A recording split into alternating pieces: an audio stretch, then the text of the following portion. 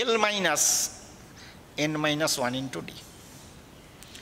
এবার দেখো সমান্তর প্রগতিভুক্ত সংখ্যার যোগফল বের করতে যাচ্ছি। ইংরেজিতে সামেশান মানে যোগফল। দেখো এই নোটেশনগুলো বুঝতে হবে। সামেশান যোগফল, সামেশানকে অনেক সময় আমরা সিগমা দিয়ে ডিনোট করি, ক্যাপিটাল সিগমা, আর স্মল সিগমা হচ্ছে এরকম ছয়ের মতো। এই নোটেশনগুলো বুঝতে হবে। এই যে চিহ্নটা লিখলাম, যোগফলকে সিগমা চিহ্নের সাহায্যে আমরা প্রকাশ করি। আর স্মল সিগমা হচ্ছে ঠিক খানিকটা সিক্স, তবে সিক্সের মতো না, খানিকটা ওরকম টাইপের আর কি, এরকমভাবে লেখা হয়। যেমন ইংরেজি বর্ণমালায় ক্যাপিটালে তোমরা জানো, স্মলে এরকম, তো তেমনি ক্যাপিটাল সিগমা হচ্ছে এটা, স্মল সিগমা এটা। তো ক্যাপিটাল সিগমাকে যোগফল হিসাবে ব্যবহার করার জন্য আমরা সাধারণত ক্যাপিটাল সিগমা ব্যবহার করে থাকি। ইংরেজিতে সামেশান মানে যোগফল, সেই জন্য দেখবে যোগফলকে আমরা এস চিহ্নের সাহায্যে ডিনোট করব। সামেশান, সেই জন্য আমরা কি চিহ্নের সাহায্যে ডিনোট করব? এস চিহ্নের সাহায্যে ডিনোট করব। তো লক্ষ্য করো, আমরা সমান্তর প্রগতিভুক্ত সংখ্যার যোগফল বার করতে যাচ্ছি। তাহলে এস মানে যোগফল একটু আগে বলেছি, এ পরেরটা হয় এ প্লাস ডি, তারপরেরটা এ প্লাস 2d। সাধারণত এন সংখ্যক টার্ম লেখার নিয়ম হচ্ছে প্রথম থেকে পরপর 3টে লিখবে, লিখে ডট ডট দেবে, 3টে ডট দিলেই যথেষ্ট। আর শেষ দিক হইতে 3টে লিখবে। শেষ দিক হইতে একটা লিখলেও অনেক সময় হয়ে যায়, কিন্তু যেহেতু আমরা এখন একটা জিনিস প্রমাণ করব, সেই জন্য আমি 3টেই লিখছি। একটু আগেই লিখেছি, তোমরা বুঝতে পেরেছো নিশ্চয়ই। শেষ দিক হইতে 3টে টার্ম নিশ্চয়ই এটা হবে। ডি বিয়োগ করতে করতে আসলে আমরা পাবো। তাহলে এস দিয়ে ডিনোট করলাম কি? যোগফলকে একদম মনে রেখে দেবে, এস দিয়ে আমরা ডিনোট করি। তো দেখো এখানে সব টার্মগুলো যোগ হিসাবে আছে। এটাকে যদি আমরা ঘুরিয়ে লিখি, অর্থাৎ লক্ষ্য করো, ব্যাপারটা একটা এক্সাম্পল দিলে বুঝতে পারবে। মনে করো 5 + 6 + 8, তা কেউ যদি লিখে 8 + 6 + 5, নিশ্চয়ই কোনো ভুল নেই। মানে আরেকটা লিখে নিই, মনে করো 10, 5 + 6 + 8 + 10। কেউ যদি লিখে 10 + 8 + 6 + 5, নিশ্চয়ই এই যোগফল আর এই যোগফল আলাদা কিছু হবে না। তাহলে এটাকে আমরা ঘুরিয়ে লিখবো। লক্ষ্য করো, লাস্ট টার্মটা ফার্স্টে লিখে দিলাম, শেষ দিক হইতে যেটা দ্বিতীয় সেটা প্রথম দিক দিয়ে দ্বিতীয় পজিশনে চলে আসলো, শেষ দিক হইতে যেটা তৃতীয় সেটা প্রথম দিক দিয়ে হইতে তৃতীয় পজিশনে চলে আসলো। তাহলে প্রথম দিক দিয়ে যে তৃতীয়, শেষ দিক দিয়ে সে তৃতীয় পজিশনে চলে আসবে।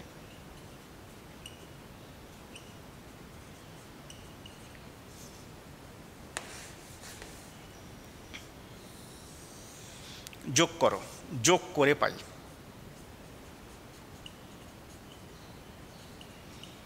দেখো এস এর যোগ করলে নিশ্চয়ই 2s। লক্ষ্য করো, করসপন্ডিং অর্থাৎ প্রথমটার সঙ্গে প্রথমটা যোগ করে লেখো এ প্লাস এল।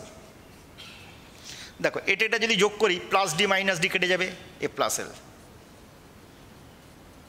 দেখো এটা আর এটা যদি যোগ করি, প্লাস 2d মাইনাস 2d কেটে গেলে এ প্লাস এল। দেখো এটা যদি যোগ করি, মাইনাস 2d প্লাস 2d কেটে গেলে এল plus A. R L plus A R a plus এল এর মধ্যে নিশ্চয়ই কোনো পার্থক্য নেই। একইভাবে এটা কেটে যায় a plus l, l plus a, that is a plus l. লক্ষ্য করো, a plus l, a plus l, a plus l এই করে আছে।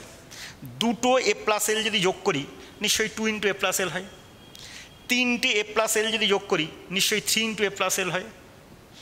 তাহলে এখানে মোট কটা টার্ম আছে? দেখো মোট পদের সংখ্যা n ছিল। একটা জিনিস বুঝতে হবে, আমরা প্রথম 3টে লিখেছিলাম, শেষ 3টে লিখেছিলাম, মাঝখানে যে ডট ডট আছে, ডট ডট দেওয়ার অর্থ হচ্ছে এই ওয়েজে টার্মগুলো হবে। কারণ দেখো এনের মান যদি একটা ওয়ার্ডস ভীষণ বড় একটা নাম্বার হয়, নিশ্চয়ই সব লেখা সম্ভব না। এগুলো কিন্তু নোটেশন, তোমাদের বুঝতে হবে। তো যাই হোক, লক্ষ্য করো এইভাবে লিখলাম। তাহলে এখানে করসপন্ডিং এলিমেন্ট যোগ করেছি আমরা, ঠিক আছে? তো এখানে মোট কটা টার্ম আছে? n সংখ্যক। তাহলে দুটো এ প্লাস এল যোগ করলে যদি 2 × এ প্লাস এল হয়, 3টে এ প্লাস এল যোগ করলে যদি 3 × এ প্লাস এল হয়, তাহলে n সংখ্যক এ প্লাস এল যোগ করলে নিশ্চয়ই হবে n × এ প্লাস এল। তাহলে আমরা এখান থেকে s সমান কি বলতে পারবো? n/2 × এ প্লাস এল। দেখো শেষ পদ যদি জানা থাকে, খুব ভালো করে শুনে নাও, তাহলে সামেশানের সূত্রটা হবে n/2 × এ প্লাস এল। অনেক সময় শেষ পদ জানা নাও থাকতে পারে। তো লক্ষ্য করো, তোমরা দেখেছো নিশ্চয়ই শেষ পদ এখানে এল বলেছি, মোট পদের সংখ্যা n বলেছি। তাহলে তোমাদের বলেছিলাম যে n তম পদই হবে শেষ পদ। তাহলে এখানে নিশ্চয়ই টিএনটা এনতম পদ, তাহলে এনতম পদের ভ্যালু যেটা টিএন যেটা সেটা এনতম পদ, সেটা কত a plus n minus one into d. তাহলে লক্ষ্য করা একটা জিনিস, এনতম পদের ফর্মুলা আমরা জানি এটা মোট পদের সংখ্যা এন, তাহলে এনতম পদের ভ্যালুটা এটা, তাহলে নিশ্চয়ই শেষ পদের ভ্যালু এল ছিল, তাহলে আমরা কি বলতে পারি না, নিশ্চয়ই বলতে পারবো a plus n minus one into d সমান সমান এল। তাহলে লক্ষ্য করো n by two into a plus l, এলের জায়গায় ভ্যালুটা বসিয়ে দাও,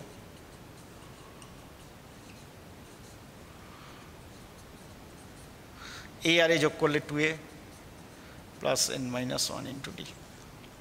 তো লক্ষ্য করো S is equal to n by two into 2a plus n minus one into d. তাহলে লক্ষ্য করো সামেশানের দুটো সূত্র আমরা দেখলাম, সামেশানকে এস সাফিক্সে এনও লিখতে পারো, নাও লিখতে পারো।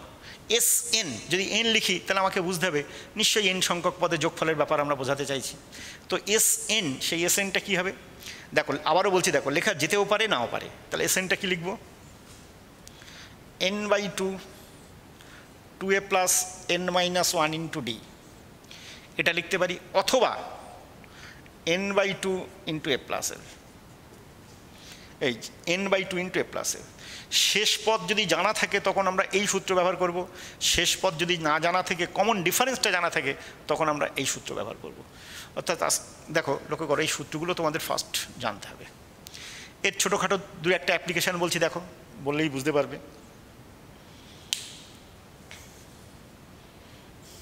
তাহলে আমরা এটা স্টাবলিশ করলাম, মোট 4টে ফর্মুলা তোমরা দেখেছো, অ্যাকচুয়ালি 4টে নয়, আর টিএনটা দেখেছো এনতম পদের ফর্মুলা, শেষ দিক হইতে এনতম পদ টিএন ডট দেখেছো। এস এন সাফিক্স এন লিখি বা না লিখি, এস মানে বুঝতে হবে সামেশান, কটা পদের যোগফল সেটা বোঝাবে, সেটা ফর্মুলা এটা অথবা এটা।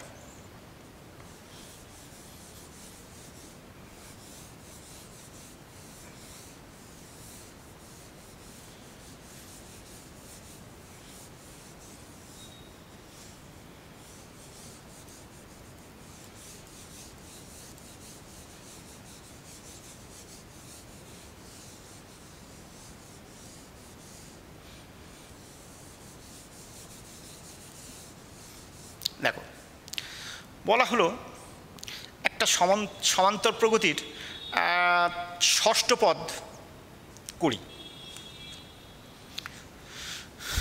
একটি সমান্তর প্রগতির, একটা অঙ্ক বলছি, একটা সমান্তর প্রগতির ষষ্ঠ এবং দ্বাদশ পদ যথাক্রমে 20 এবং 42, ওই প্রগতির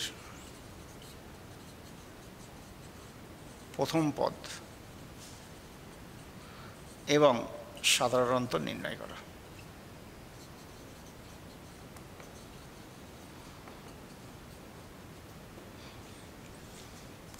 তো লক্ষ্য করো তোমরা ধরে নেবে মনে করি প্রথম পদে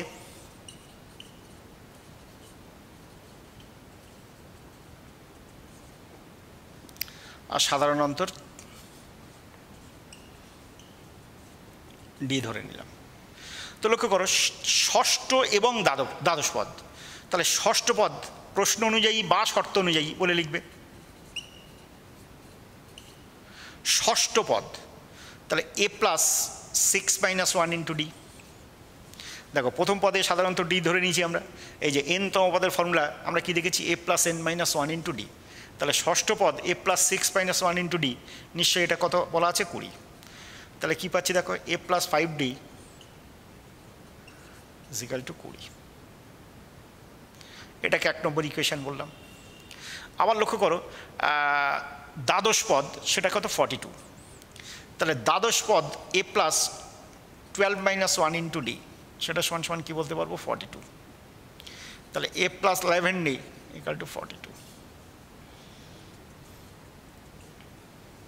তো দেখো এই যে দুটো ইকুয়েশান পেয়েছো, দেখো a plus 5d equal to 20 আর a plus 11d equal to 42, এই যে দুটো আমরা সমীকরণ পেয়েছি, সেই সমীকরণ দুটো থেকে আমরা সমাধান করে এ আর ডি এর মানটা বার করব। দেখো a plus 11d equal to 42, a plus 5d equal to 20। তো লক্ষ্য করো আমরা যদি মাইনাস করি দেখো এ ক্যান্সেল হয়ে যাচ্ছে, 11d থেকে 5d মাইনাস করলে দেখো 6d ইকুয়াল টু 22। তাহলে ডিটা কত হবে 22/6। সে যা হবে হবে। আমাকে বার করতে বলেছিল দেখো প্রথম পদ আর সাধারণ অন্তর বার করো, ডি যে কোনো একটা ইকুয়েশনে বসিয়ে দাও। 1 হইতে পাই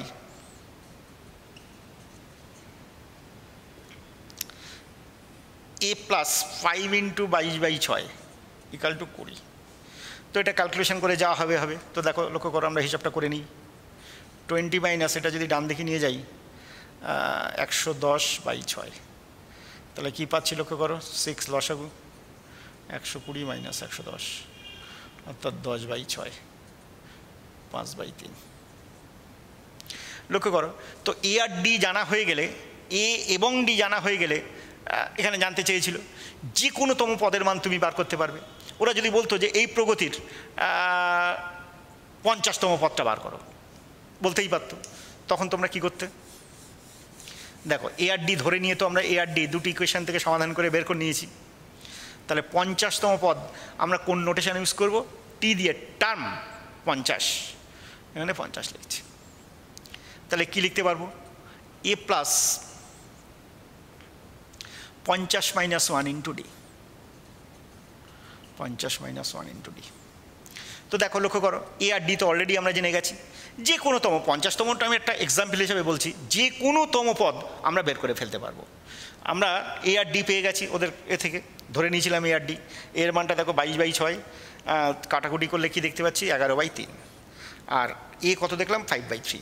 তো দেখো এখানে বসিয়ে দাও 5/3 প্লাস 50 - 1 মানে নিশ্চয়ই 49 ইন্টু ডি, ডি মিনস কত 11/3। তো দেখো আমি এটার ক্যালকুলেশন করছি না, তোমরা ক্যালকুলেটারে ক্যালকুলেশন করে ফেলতে পারবে, ক্যালকুলেটার ইউজ করতে পারবে। আর আমি যেহেতু একদম আন্দাজে নিয়েছি সেই জন্য এ আর ডি এর মান এরকম ভগ্নাংশ এসছে। তোমরা যদি বইয়ের কোনো অঙ্ক করতে যাও ম্যাক্সিমাম সময় আসবে না এরকম কোনো কথা নেই, এ আর ডি সাধারণত পূর্ণ সংখ্যায় পাবে, হিসাব করতে সুবিধা হবে এমন ভ্যালু পাবে। আর তাছাড়াও এমনি তো অসুবিধা নেই, কি বললাম তোমাদের, তোমরা তো ক্যালকুলেটার ইউজ করতে পারছো, সেক্ষেত্রে কোনো অসুবিধা হওয়ার কথা না। তাহলে দেখো টি 50 পেয়ে গেলাম, হিসাব করলে যেটা হবে সেটা। যদি বলতো এই অঙ্কে যে ওই প্রগতির বুঝতে হবে জিনিসপত্রগুলো, তাহলে তুমি যে কোনো অঙ্ক করতে পারবে। ওই প্রগতির প্রথম 50টা পদের যোগফল বার করো। কোন অঙ্কে বলল এই যে অন্তর নির্ণয় করো, তারপর বলা হলো ওই প্রগতির দেখো প্রথম 50টি পদের যোগফল বার করো।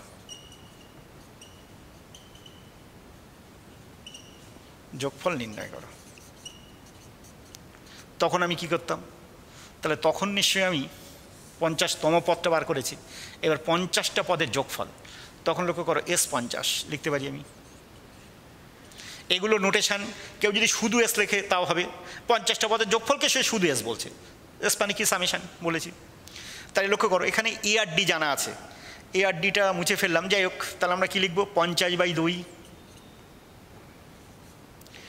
2 × এ মানে এসছিল সম্ভবত 5/3 আর ডি এসছিল 11/3। ডি কত এসছিল? 11/3। তো যাই হোক এই মানটা বসিয়ে দেবো 2 × এ মানে আমরা কি দেখেছি 5/3 প্লাস n - 1 × ডি, এন মানে এখানে 50। দেখো 50তম পদ বার করছি, এই যে সূত্র লেখা আছে দেখো n/2 2a plus n - 1 × D, আমরা সেই সূত্র ব্যবহার করব। 50 - 1 × ডি, ডি হচ্ছে 11/3। তো এটা তোমরা বুঝতে পারছো নিশ্চয়ই, ক্যালকুলেশন করাটা ক্যালকুলেটার না হলে খুব মুশকিলের ব্যাপার। 10/3, 50 থেকে একবার দিলে 49, 49 আর 11 গুণ করতে হবে /3, 3 লসাগু হবে, হিসাব করে যেটা আসবে সেটাই কিন্তু এস 50। তাহলে প্রথম পদ আর সাধারণ অন্তর যদি জানা থাকে, আমরা যে কোনো সংখ্যক পদের যোগফল, যে কোনোতম পদ সবই বার করতে পারবো। তাহলে আমাকে বুঝতে হবে, দেখবে প্রথম পদ আর সাধারণ অন্তর দুটো জিনিস যদি অজানা থাকে, ঠিক ওরা দুটো ইকুয়েশান আসবে এমন কোনো কন্ডিশান অঙ্কের মধ্যে বলা থাকবে। তো সেই কন্ডিশান থেকে আমরা কি করব? এ আর ডি পেয়ে যাব। সবসময় যে আমার পদ বলতে হবে এর কোনো মানে নেই। কোনো একটা অঙ্কে লক্ষ্য করো সমষ্টি দিয়েও বলতে পারে, একটা কিছুতম পদ বললো আর সমষ্টি বললো, সেক্ষেত্রেও কিন্তু আমরা দুটো ইকুয়েশান আনবো এ আর ডি এর, এবং সমাধান করে এ আর ডি এর মান বার করব। যেই এ আর ডি অর্থাৎ প্রথম পদ এবং সাধারণত পেয়ে যাব যে কোনো তম পদের পদ এবং যে কোনো সংখ্যক পদের যোগফল দুটোই আমরা বার করতে পারবো।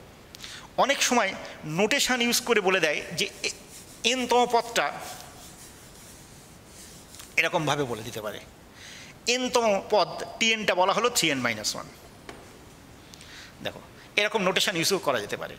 তাহলে তার সপ্তম পদটা বার করো, তখন তুমি T7 বের করবে।